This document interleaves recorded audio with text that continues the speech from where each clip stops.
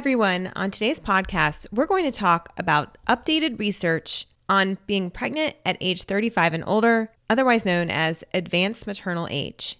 Welcome to the Evidence-Based Birth Podcast. My name is Rebecca Decker, and I'm a nurse with my PhD and the founder of Evidence-Based Birth. Join me each week as we work together to get evidence-based information into the hands of families and professionals around the world.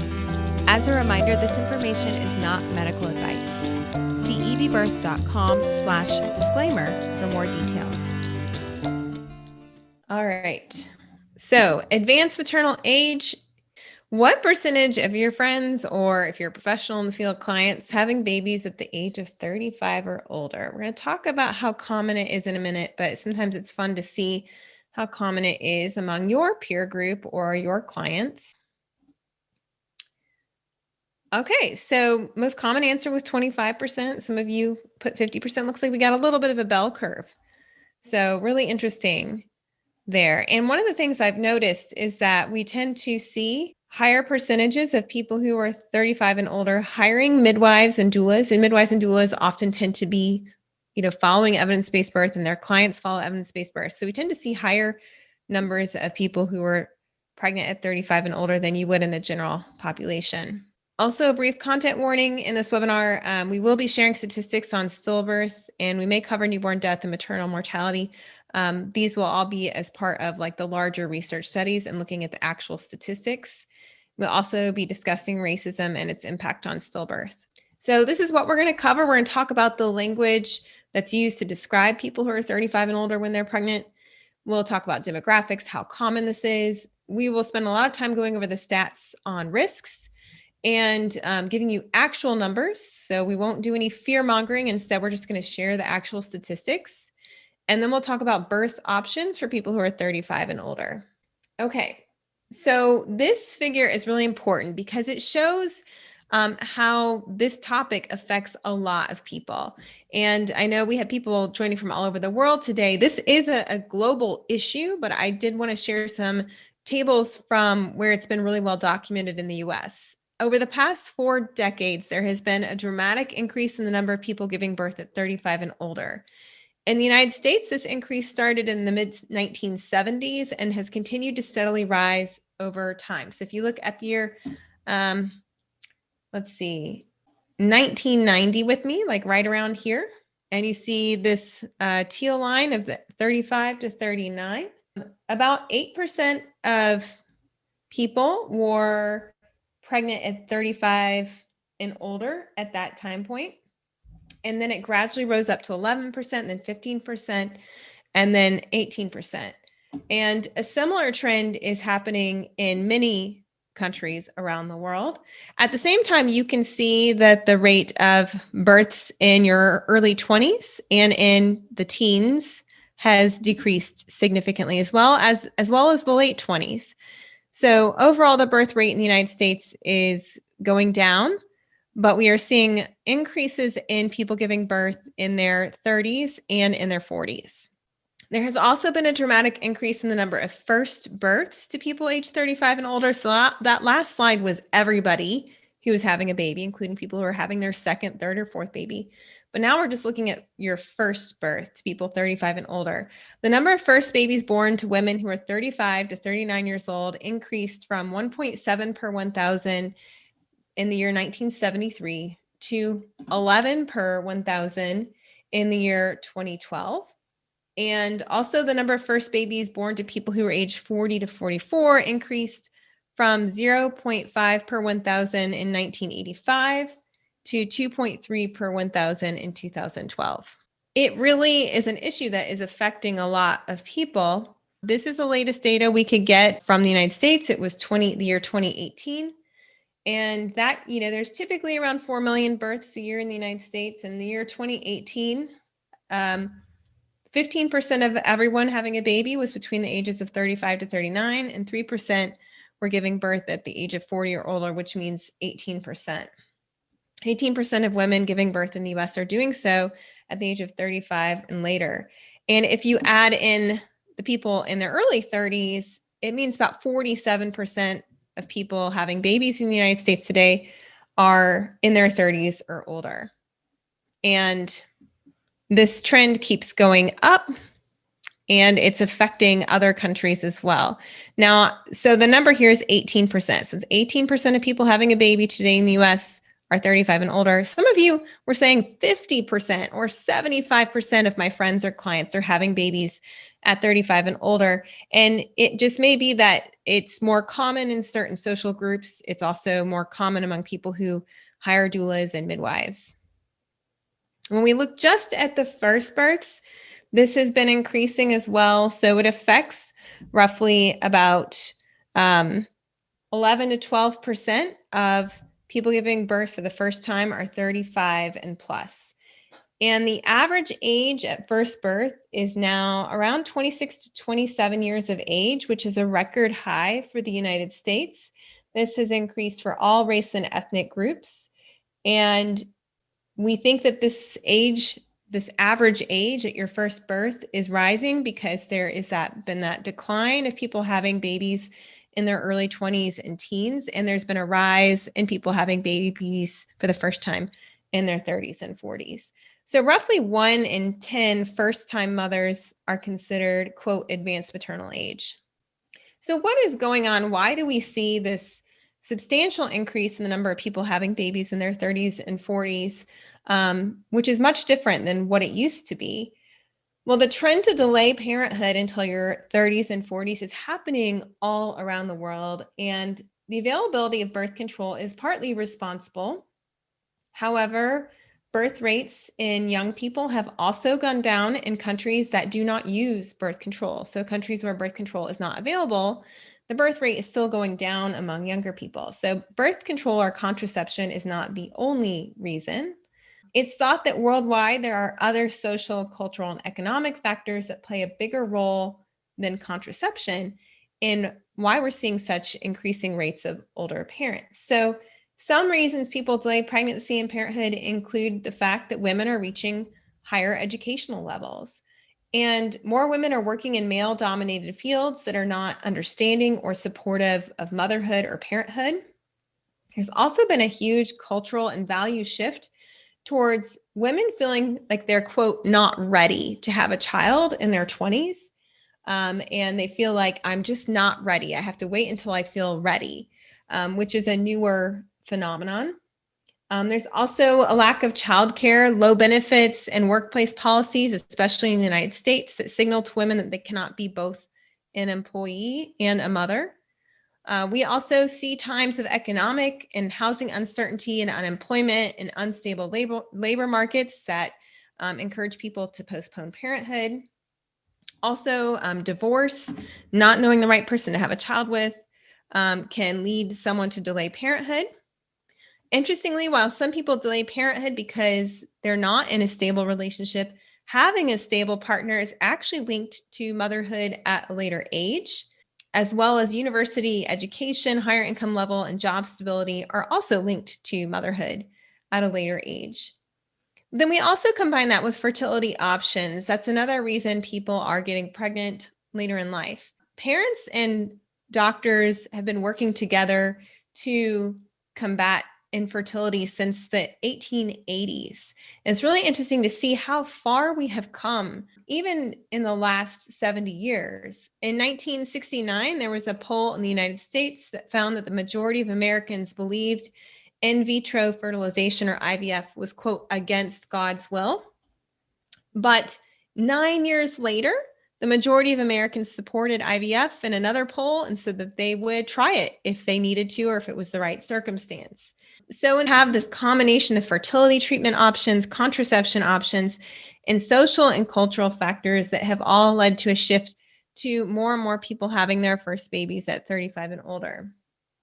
Anybody want to add anything to the chat box?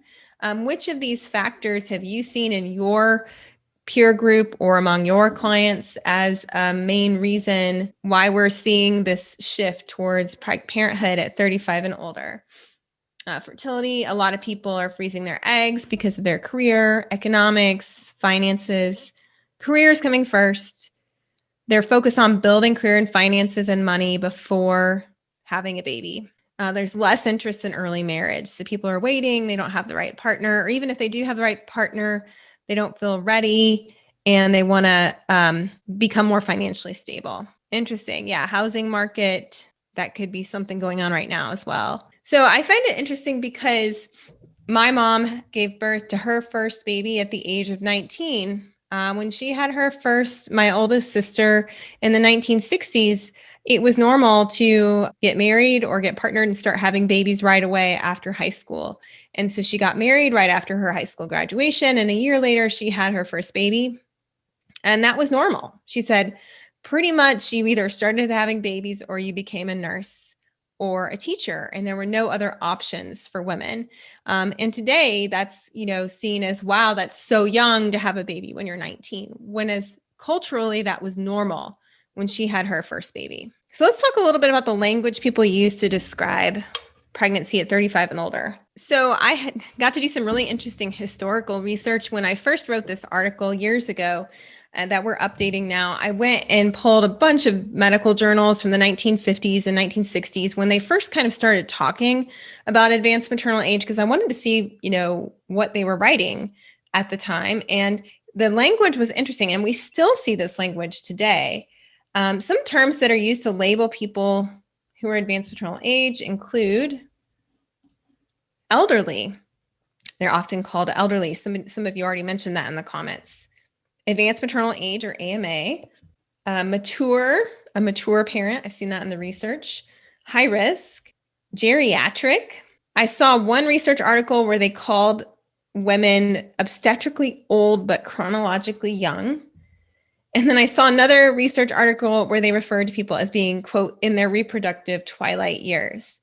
Here's the thing, language is so powerful. And when you adopt language of disempowerment, you're less likely to question anything, and you're more likely to just do as you're told. The International Classification of Diseases is published by the World Health Organization and implemented by Medicare and Medicaid in the United States.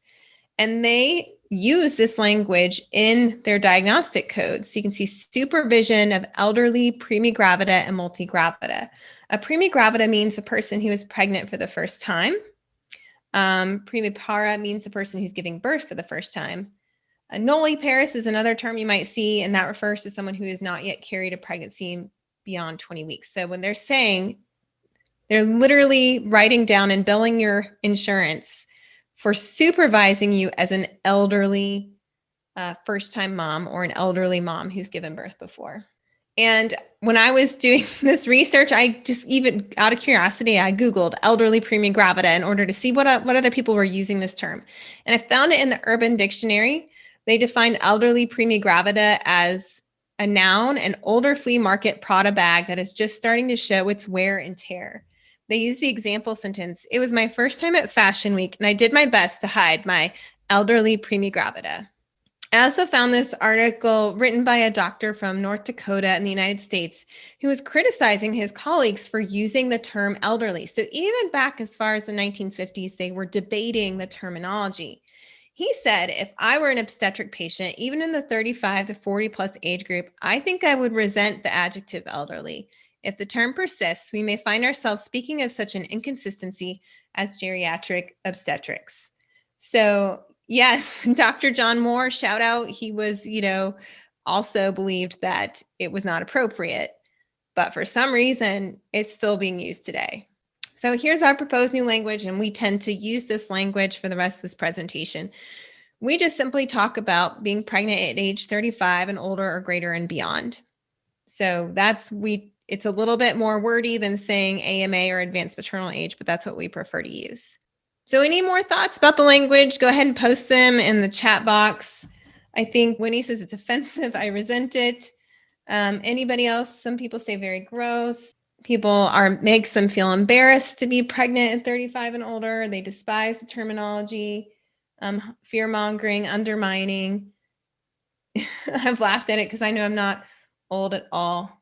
And yeah, we don't want to be ageist. I think there's something to be said for being accepting of age and as you grow older, but it does seem a little strange that they're calling somebody who's 35 elderly, who may be half the age of the doctor who's taking care of them. All right, so let's move on to actual statistics on risk. So people who are 35 and older are often labeled high risk, but what are the risks? So we're going to go over these in detail. Often when you think about pregnancy in 35 and older, one of the first thoughts that come to mind is the decline in fertility. There is a documented decline in fertility that starts around the age of 32 and progresses more rapidly after the age of 37. It can be difficult to get a true picture of fertility with age because it's thought that the frequency of sex declines with age. So in this study, this was a classic study from 1986 where they were studying women who were married to husbands. The husbands were sterile, and so they did up to 12 cycles of artificial insemination with donor sperm. It really gives us a true picture of fertility because it controls for the amount of sex that you have, how that might decline with age. They found that in up to 12 menstrual cycles, 74% of women less than 31 will get pregnant, 62% of women age 31 to 34 will get pregnant, and 54% of women 35 and older will get pregnant. There's also a relationship with decreased fertility and paternal age. Researchers have found strong evidence that as males age, they can expect a decline in sperm counts, semen volume, sperm motility, and the number of normal sperm. So when you combine being older than 35 with a partner who is older, you may experience a combination of female and male age-related fertility decline. In terms of genetic risks, this is another thing that people often think of when they're pregnant at 35 and older. And with this, we're talking about the increase in the risk of chromosomal abnormalities as well as other non-chromosomal anomalies. And age is a strong predictor of Down syndrome and other abnormalities. It's been observed in many different large population-based trials, as well as in vitro fertilized embryos.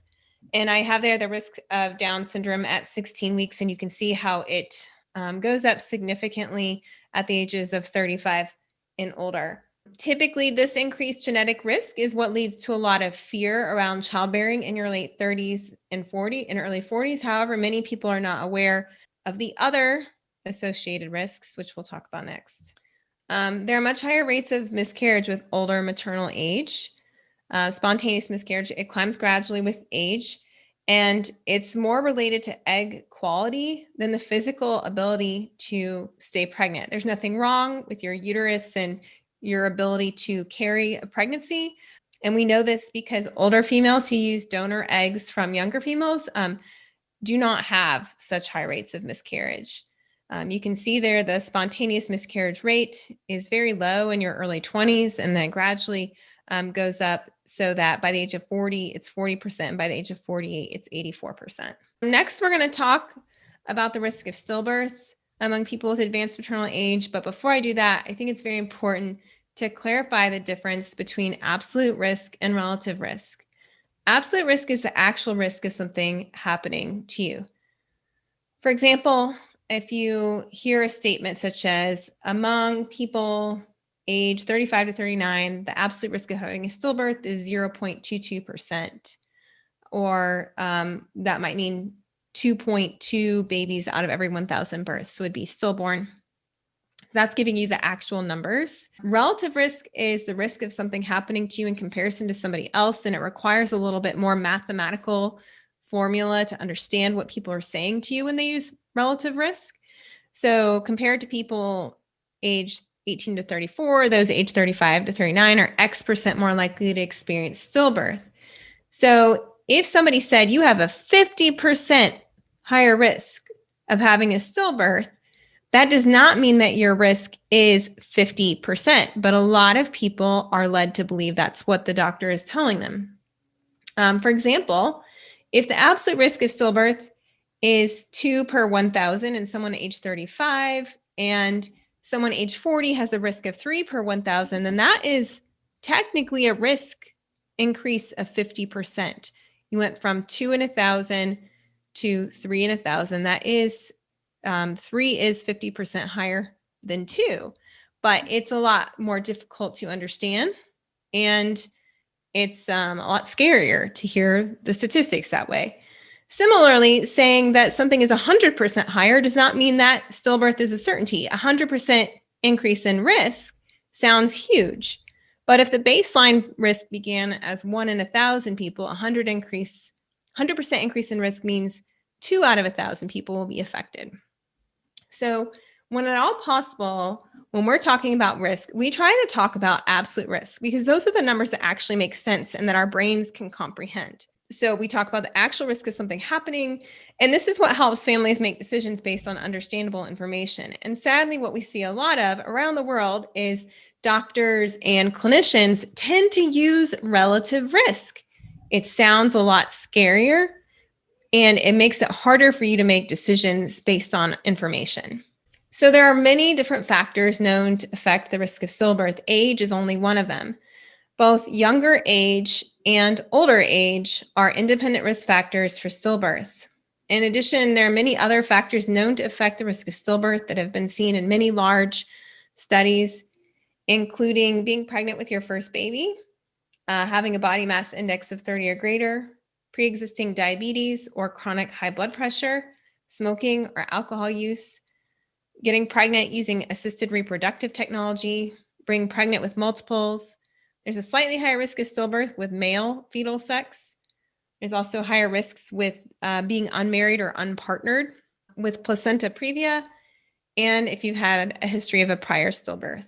Some of these factors have been shown to increase with age, such as diabetes, high blood pressure, and placenta previa. But even when you control for those things, age alone still is a risk factor by itself. Importantly, people need to know that there is racism that is affecting stillbirth rates in some communities.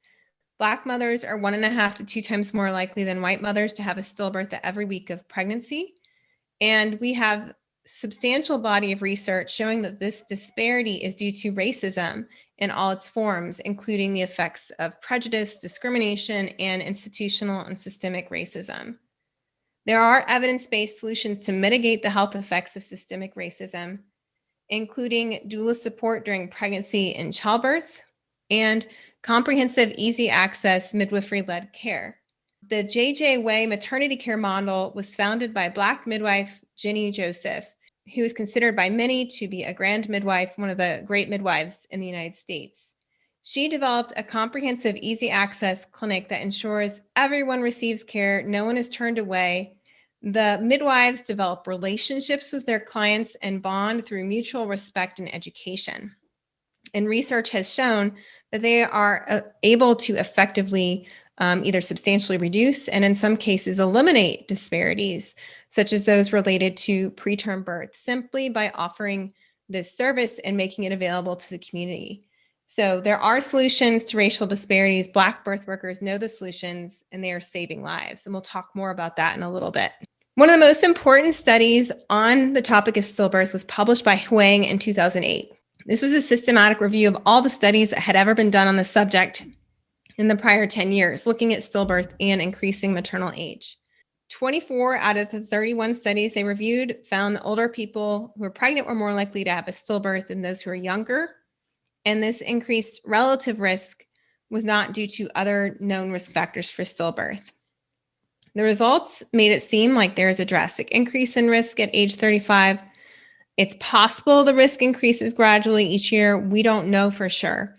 I always thought it was funny that they have this cutoff of 35, like all of a sudden at 35, we're old, our eggs are old, and we have bad outcomes. But that may not be the case with everyone. We don't really truly understand aging and obstetric, the concept of obstetric aging or aging related to fertility and pregnancy. I don't know if you saw, but there were some news reports about a study that came out a few years ago showing that human beings tend to age not gradually, but more in chunks. So they were doing this one study where they were studying markers of aging, and they found markers of aging substantially increased, I believe at the ages of, it was like 34, 60 something, and then 78. And I thought that was interesting because it kind of corresponded with the age-related fertility decline that some people see in their late 30s. But going back to the Huang study, it was all about relative risk. They did not give us the absolute risk. So that makes it a little bit harder to know, well, what is the baseline risk and what is the actual risk? If all you're giving us is the relative risk, it's really hard to understand what that means. So we looked for some studies that have actual or absolute risks. And there was a really important study just published in the Netherlands in 2020. This included more than 1.6 million people who had a single baby at term from the years 1999 to 2010. And in this study, they excluded people with pregnancies complicated by congenital anomalies, high blood pressure, or diabetes. And they looked at many different pregnancy outcomes by maternal age, including stillbirth. These researchers in the Netherlands found that people age 18 to 34 had a stillbirth rate of 1.7 per 1,000 people, or 0.17%. People age 34 to 39 had a stillbirth rate of 2.2 per 1,000, or 0.22%. And people age 40 and older had a stillbirth rate of 3 per 1,000, or 0.3%. So the percent absolute risk range from 0.17% to 0.3%. These stillbirth rates are a lot lower than what have been seen in older studies. And across the board, that seems to be true. The older the research, the higher the stillbirth rate. The more recent the study, the lower the stillbirth rate. We're not sure why stillbirth rates have been going down over the past decades. It may be due to advances in care. But that is very important when you're looking at a study on stillbirth, that you look, when was the study conducted? Was it recent enough? And this one was fairly recent. Also, you got to keep in mind that they excluded higher risk pregnancies, and it also took place in a country with universal access to healthcare and a lot of midwives providing care in the Netherlands. Some people ask, well, what if I'm healthy, or in good shape or good physical condition or whatever you call it? Does that change my risk and I'm older? So the one study I found on that came from the United States. This was published in 2006. They looked at this question in a study with more than 5.5 million US birth certificates. They compared healthy people to the overall sample, and they described healthy people as being no diabetes, no high blood pressure, no preeclampsia, and no kidney, heart, or lung disease. And they found that on average, the healthy people had a lower risk of stillbirth than the overall sample, but the risk still went up with age, even among those who were healthy. So in this figure, all of the dashed lines are the people who were, quote, healthy according to their criteria. And you can see that a healthy 40-year-old is going to have better outcomes. Same with the healthy 35 to 39-year-old and the healthy person less than 35. This study was also unique in that it looked at stillbirths by gestational age. And so you can see what we call a U-shaped curve. You see how this curve makes a bowl, or a U, they call it a U-shape in research, meaning that there are high risks of stillbirth at around 20 weeks. And then those risks go down and they start increasing towards the end of pregnancy again. For the sample as a whole, 41 weeks was the period with the highest risk for stillbirth, followed by this 20 to 23 week period. But the researchers found that women who were 35 and older experienced the largest increase in the risk for stillbirth starting at around 39 weeks. And a later study found that this increased risk was not really explained by maternal medical conditions, because you can also see the rates going up with people who are healthy. So yeah, this slide is showing stillbirth rates by gestational age and by age and health status. Another thing that people don't understand is that which pregnancy you're on matters. So parity is a medical term that you see a lot in research that's referring to how many babies you've had. So we talked about that a little bit at the beginning of the presentation, but a primipara would be somebody who's giving birth for the first time. A multipara means it's a subsequent birth. You've already birthed a baby before, whether by cesarean or vaginally. So stillbirths are much higher among first-time parents than people who are multiparous, meaning they've had babies before. So if we look at this figure, you can see that the risk of stillbirth does go up with age among both people giving birth for the first time, but it's much higher among them versus people who are having a subsequent baby. So I think for many people who are having multiple children and are doing their childbearing into their late 30s and 40s, think this data is really encouraging. If you look at it, if you're 40 or older and you're having a subsequent baby, your risk of stillbirth is actually lower than a first-time mom who's much younger than you. So parity really does matter, which baby you're on. Unfortunately, those who are having their first baby have higher risks, and researchers have never really been able to explain why that is.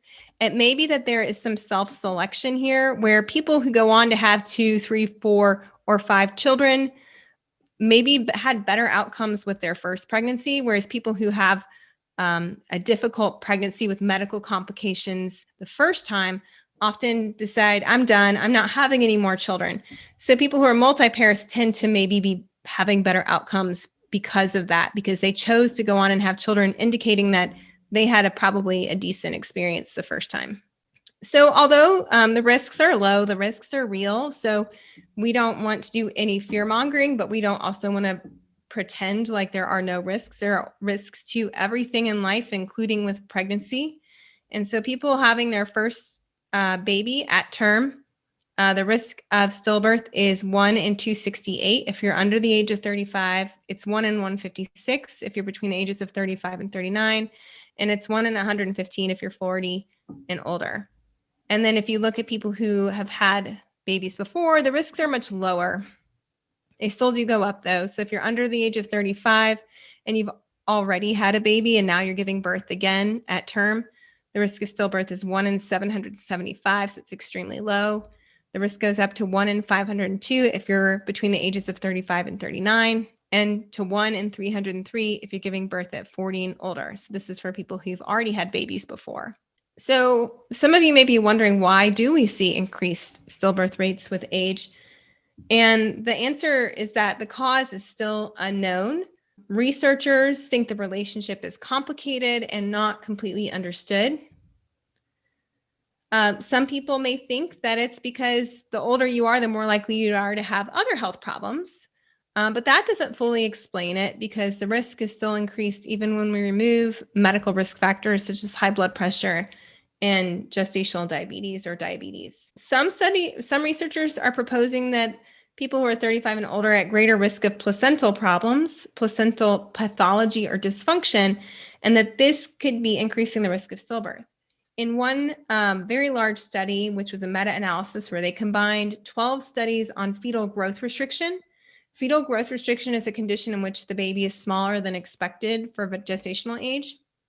And they found that older maternal age was linked to an increased risk of having fetal growth restriction, and was significantly increased over the age of 40. They also found that older age was linked to increased risk of placental abruption and preeclampsia. And these are all conditions related to placental pathology and dysfunction.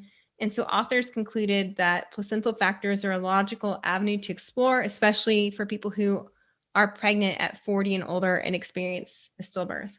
Another possibility is that advanced paternal age could be a contributing cause to the increased risk of stillbirth. Older paternal age is often coupled with older maternal age, and the effect of older fathers on stillbirth rates has received very little attention, but at least one study has found an increase in the risk of stillbirth with paternal age of 40 and older, independent of the age of the person having the baby. And there was also another systematic review of 10 studies that found paternal age of 40 and older was significantly linked to an increase in the risk of spontaneous miscarriage, even after taking out the pregnant person's age. So there's a lot of need for further study on all of these topics, because right now the majority of the stillbirths that occur with people who are 35 and older are due to unknown causes. So we've talked about some risks, so I do want to mention some benefits. The benefits have really been neglected by the researchers. There really is not discussion of benefits of delaying parenthood. We were able to find one study that found that the older you were, the more likely you were to breastfeed. But overall, they've ignored breastfeeding in the research, and they've ignored a lot of these things. But feel free to put any benefits you can see or think of in the chat box. Our research team was thinking about just the benefits of maturity and life experience, greater economic security, being able to advance your education and your career, and having social support are all the reasons why people delay parenthood. But there are also benefits. So you have time to work on your personal health, maybe get your personal health under control if you're dealing with health issues. More experience in taking care of children. So it may be that you need some practice or experience being an aunt or an auntie before you have babies of your own. Yeah, being able to if you have more financial security, you might be able to have a better chance of staying home with your children or provide a better care situation for them. Also, community support is important. And one thing that I've seen is a lot of my friends and acquaintances who have babies in their 20s, say they're 24, 25, having their first baby, they often feel left out, like none of their friends understand what they're going through because their friends are all waiting until their 30s to have children.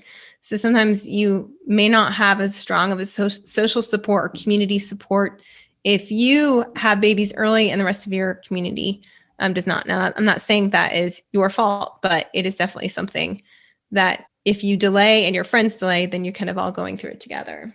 Yeah, some people are saying more likely to take a childbirth class. And like we mentioned, probably more likely to hire a doula or a midwife because they can educate themselves on the benefits as well as they have more financial resources.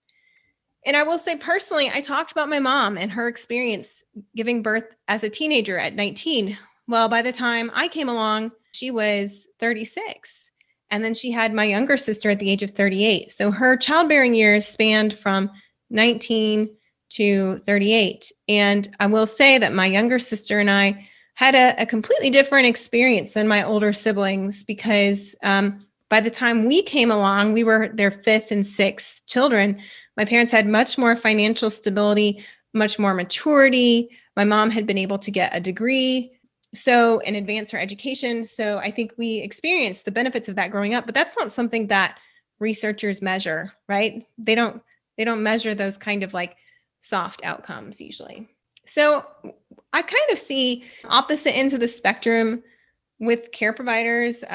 People may see if you're pregnant at 35 and older, you're in imminent danger, you're a high risk case. Or you may see some people who say, oh, there's no increased risk as long as you're healthy or you're a second time mom, you'll be fine. And they kind of gloss over those risks and pretend like there's no risks. So obviously we need to have a more balanced perspective. Nothing in life is risk free, but nothing about being pregnant at 35 and older means you're in imminent danger. As you all saw, the statistics, the risks are very low. They do increase with age, but they're still low. So go tell me what's going on in your community. Are pregnant people 35 and older seen as an imminent danger? Do they have problems getting their birth plans respected if they want like a low intervention birth? Or on the other hand, are they able to advocate for themselves better? Do you see higher rates of bad outcomes or medical problems? Can they find providers who give balanced info? Go ahead and just whatever thoughts you want to put in the chat box, go ahead and put in there. A lot of pressure for induction. It's very dangerous and you must be induced. You're very high risk. Pressure for a C-section, but they are better to advocate. Someone's in nursing school, they said it's considered pathological still.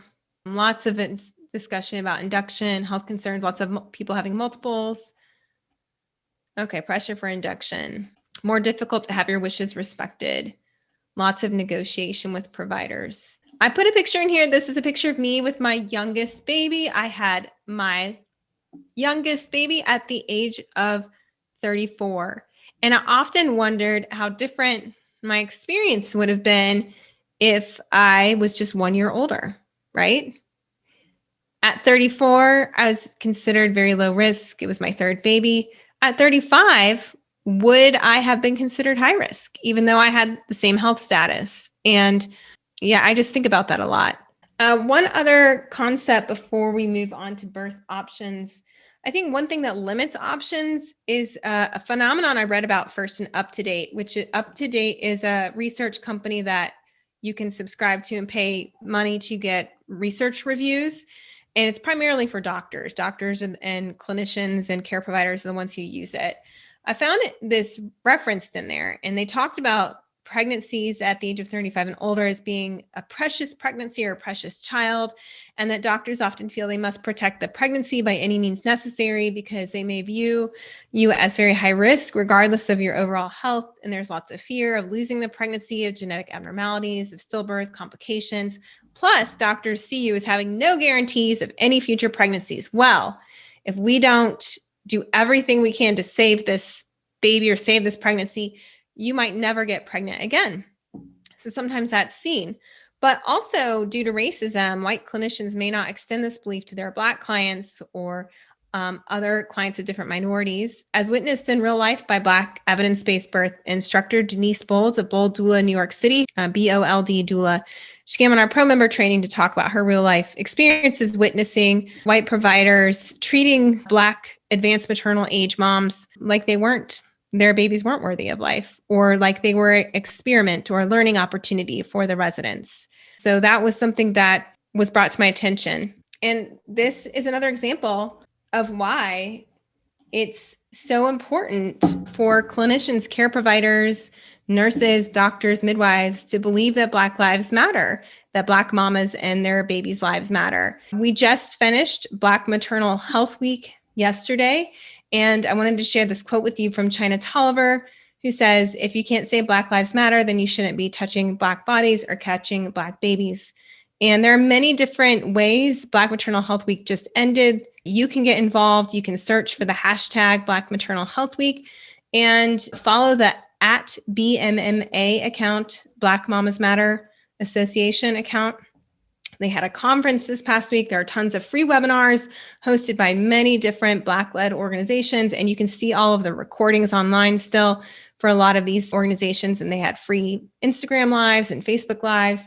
And we haven't announced it officially yet, but for people who are thinking about becoming an evidence-based birth instructor this year, we're opening applications this summer. One of our prerequisites is that you're engaging in birth justice education or anti-racism education from Black or Brown-led organizations. So I highly encourage you to take advantage of all of the free educational resources that came out last week. I also want to talk about cesarean rates. Some of you mentioned that there's a lot of pressure for your friends or clients to have a C-section when they're older. There is a well-documented increase in cesarean with maternal age, and the pattern is the same whether you have an induction or you have spontaneous labor. There are many possible reasons for this, including more medical conditions in older pregnant people. And there's also care provider perception, which is hard to measure and usually is not measured. With interventions like cesarean, it's possible that a perception that you're high risk can become a self-fulfilling prophecy. In the evidence-based birth article all about big babies, we talk about how there's tons of research showing that the most significant risk for a cesarean is not the big baby itself, but the care provider's belief that the baby might be big. So with people who are 35 or older, the care provider's perception that you're high risk because you're older might lead to a higher chance of you having an intervention regardless of whether you actually need an intervention. So it's not always clear whether interventions are occurring as a result of an actual health risk or a perception or bias about risk. But there are some reasons that may lead to cesareans. Older maternal age is a risk factor for being diagnosed with slow labor or prolonged labor. But again, care provider bias about labor progress may lead to the care providers to overdiagnosing labor progress. But you can see the rates of cesarean are nearly 50% in the United States for people who are 40 and older. From 1967, this was an article I didn't write down which journal I got it from, but this was an old medical journal basically saying, perhaps because science and technology have made cesarean section a relatively safe procedure, the obstetrician thinks of this maneuver first. In managing patients he has been mentally conditioned to accept as high-risk individuals. So that was from a research paper where they were trying to figure out why the C-section rate was so high in advanced maternal age. So now let's talk about birth options. So a lot of you were talking about induction, so we're going to cover that. First, I want to talk a little bit more about planning an elective cesarean. So in the United States, they estimate that 2.5% of all births in the United States are cesareans on maternal request, meaning it was an elective cesarean that was planned due to the mother's request. The American Congress of Obstetricians and Gynecologists states, quote, "In the absence of maternal or fetal indications for cesarean, a plan for vaginal birth is safe and appropriate and should be recommended." And they do not list advanced maternal age as a medical reason for a cesarean. However, maternal requests for cesarean increases with advanced maternal age. People who are 35 and older are about 2 times more likely to have a cesarean upon maternal request compared to younger people. This is concerning because planning a cesarean significantly increases the risk of severe complications in healthy pregnant people who are 35 and older. It's not ethical to randomly assign people to have an elective cesarean or planning a vaginal birth. So we have to look at large observational studies. And there was one large study that evaluated maternal outcomes in more than 440,000 healthy people aged 35 and older in the United States, and 8% of them planned an elective cesarean. When they compared the people who planned vaginal births, those who planned a cesarean had a significantly higher maternal mortality rate, about 2.6 per 10,000 versus 0.4 per 10,000. The people who were 35 and older who planned elective cesareans also experienced more complications, including hysterectomy, cardiac arrest, acute kidney failure, and sepsis. And the authors concluded that although there was a low absolute risk because it was higher with advanced maternal age, that when possible, planned cesarean deliveries should be avoided in this population. So it's concerning that so many care providers may encourage elective cesareans in this age group when research shows that it's actually more risky. When we talk about induction, so that was a really common question that you all had, or topic about pressure for induction. I'm going to briefly discuss 3 studies that compared elective induction versus expectant management. Expectant management is a research or medical term that means continuing to wait for labor to start on its own, or if that doesn't work out, having an induction or cesarean later in pregnancy. So expectant management kind of means like I'm planning to wait, but I might end up with an induction or cesarean if necessary, or if I request one. So the largest study on this topic was published in 2020. They included more than 81,000 people from a total of 8 studies. And they compared induction of labor versus expectant management for people who are all 35 and older. Now, there's only ever been one study who specifically looked at this age group, but what they did is they went to the bigger studies and like pulled out everyone who was 35 and older from the different studies. And they only included people who had intact membranes with a single baby and head first position. They looked at the people who were assigned to EIOL, which is elective induction of labor, and EM stands for expectant management. They found that elective induction of labor had no overall effect on the rates of cesarean, vaginal birth with forceps or vacuum, or postpartum hemorrhage. And their study, even with that many people, was still not large enough to examine stillbirth or newborn outcomes because those are so rare. Probably the most important study on this topic is called the 35-39 trial. This was published in the New England Journal of Medicine in 2016. They enrolled 600 people who were pregnant from the United Kingdom. It's called the 35-39 trial because they were specifically enrolling people who were 35 and older and testing the intervention of 39-week induction. So a lot of you were talking about 39 weeks. So here is the landmark study on that topic for people who were advanced maternal age. They randomly assigned you to either inducing labor at 39 weeks or not inducing labor and waiting up until 41 to 42 weeks for induction unless there was a medical reason that made you need one earlier. And they only included people who had single babies in head first position, no gestational diabetes, and no IVF from donor eggs. Most people who were assigned to induction of labor were induced, 87%.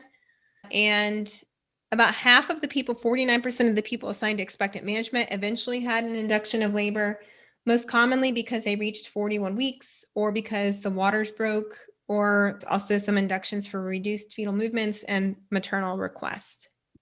The 35-39 trial found no difference in the cesarean rates. They were 32 to 33%, no matter which group you were in. They also found no differences in maternal complications, birth satisfaction, APGAR scores, NICU admission rates, or newborn interventions, and there were 0 deaths or stillbirths in either group. So essentially what they found is the outcomes were really good in both groups. I know the cesarean rates seem high, 32 to 33%, but you've got to remember that cesarean rates are high in this population to begin with. And the study was too small to really see any difference in stillbirths, but there were 0 deaths or stillbirths. So basically this study showing that both options are decent options. There really wasn't one preferred over the other. Now, both of those studies I just mentioned were really too small to look at the effects of stillbirth because stillbirth is so incredibly rare. There was another study came out of England published in 2017 that was observational, and they looked at more than 77,000 first-time mothers aged 35 and older. They found no difference in cesareans or perinatal mortality, which is a combined measure of stillbirth and newborn death, with elective induction of labor at 39 weeks versus expectant management. So electively inducing at 39 weeks did not seem to impact the stillbirth rate or the cesarean rate. But they did find fewer cases of newborn hypoxia, which is low oxygen in the baby, and fewer cases of meconium aspiration syndrome with induction of labor at 39 weeks. And they did find a reduction in perinatal mortality with electively inducing labor at 40 weeks, although the risk was still very low. It would take 562 inductions at 40 weeks to prevent one perinatal death. Some of you mentioned the ARRIVE study. I wasn't going to go over that. The ARRIVE study also found no difference in stillbirth rates either. It found a slightly lower risk of cesarean with elective induction, but no change in stillbirth rates for a 39-week induction. And it's thought that's because 39-week stillbirths are so rare. So the Royal College of Obstetricians and Gynecologists responded to that NIGHT study saying, well, induction is safe, it is an intervention, it has costs, and it's a longer process than spontaneous labor. And they said maybe we should forward the offer of induction. Typically, they were offering induction at 41 weeks in the United Kingdom for 35 and older parents, but they said maybe we should move it to 40 weeks. One more option I think is important to talk about is planning midwifery-led care versus the medical model of care. What is the evidence on having a midwife versus having an obstetrician? There is a very important study that came out of England called the Birthplace in England study, and they published a paper that specifically looked at their low-risk people who were 35 and older at term and what were their outcomes. And they looked at the people who had midwifery-led care in a home birth, a freestanding birth center, or a midwifery unit in the hospital, and everybody else gave birth in the labor and delivery unit. The vast majority gave birth in a labor and delivery unit. They found pretty strong evidence that the midwifery-led settings led to fewer interventions and fewer cesareans with no increase in the risk to the baby. And these are all for healthy people who are 35 and older. Whereas in the hospital labor and delivery setting, they found more interventions, substantially more cesareans, and surprisingly more NICU admissions for babies born to people who are 40 and older. So in conclusion, what do you want? Often people are told you should do this or you should not do that. But when we're talking about cesareans, inductions, and choosing a midwife or a physician, you have to look at the evidence. What does the research evidence say? What is your care provider's opinion? But then what are your values, goals, and preferences? And take all of those into account when you're making medical decisions. So in summary, fertility decline begins slowly in the early 30s and speeds up in the late 30s and 40s. With older age, there are more genetic risks and a greater chance of miscarriage. There's also a higher relative risk of stillbirth, but the absolute risk has gotten quite low over the past few decades, and it's even lower among people who are healthy and or have given birth before. In general, I didn't go into the research on this, but some pregnancy complications go up with age. Midwifery-led care is linked to fewer interventions with no increased risk. When you're healthy at the age of 35 and older, midwifery-led care seems to have better outcomes. There was one randomized trial on people who were 35 and older looking at induction. They found no difference in cesarean rates, and there were no deaths, but it was too small a study to really look at deaths. And there was one large retrospective or looking backwards in time study that found a lower risk of death, perinatal death with 40-week inductions, elective. So my final thoughts are the good news is that the vast majority of people 35 and older who make it to term will have a healthy baby. And the absolute risks are low and not as scary as most people are led to believe. So we covered language, demographics, stats on risk, and research on options. So I'd love to hear now in the chat box, what's your number one takeaway from this presentation? But go ahead and put what's one thing you learned that was new or that will stick with you or is surprising. It matters who you choose for your provider, absolute risk. It's okay to have babies and it's not as scary. Absolute risk changes the language and tone. Nobody talks to researchers about the benefits. The language, you do not have to be induced. Pick midwife-led care if you're 35 and older. Stop fear-mongering. Should not feel like a monster for having a baby at the age of 36 or starting then. Advocate for yourself. And paternity age matters. Yeah, I think that was really fascinating. Risks are real but small. Choose midwifery care. The surprising statistics on racism and complications. Midwives improve outcomes. These are all great takeaways. Hi, everyone. So that concludes the recording of the webinar all about advanced maternal age. If there was something that you'd like to find out the reference for, or view a table or a figure, or just look for more exact statistics, just go to the signature article to find all the detailed information at evidencebasebirth.com/AMA. In the signature article, we also go into more detail about the research on maternal complications, as well as a little bit more info about fetal monitoring. And if you're really interested on the research evidence on fetal monitoring, we do have a course on due dates and advanced maternal age that goes into more depth about the research on fetal monitoring. That's available inside our evidence-based birth professional membership or in the standalone course available at evidencebasedbirth.com under the classes tab. I'd like to thank Anna Bertoni, MPH, who helped us update the research on advanced maternal age for 2021, as well as acknowledge the original authors who wrote this article alongside me, Dr. Mimi Niles and Dr. Alicia Brakey, who co-authored this article with me in 2016, as well as our other reviewers. Just to give you a heads up, next week we're going to share a birth story for someone who gave birth after the age of 35. And then the week after that, we are going to interview Dr. Shannon Clark, the maternal fetal medicine physician and founder of @Babies After 35, a really fun and educational account on Instagram that educates people about pregnancy at 35 and beyond.